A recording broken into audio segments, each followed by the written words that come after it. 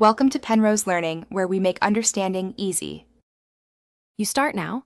Clear the area and clean between keys with a 70% isopropyl wipe so adhesive sticks.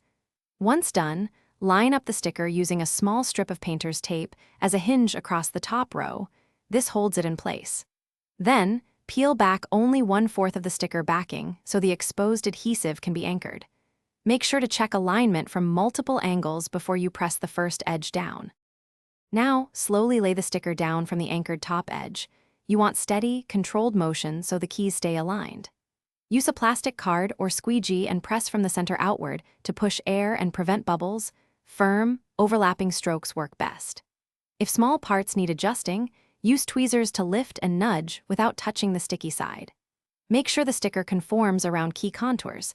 Take extra passes with the card to ensure. Finish by pressing each key area and running the card along seams to secure adhesion.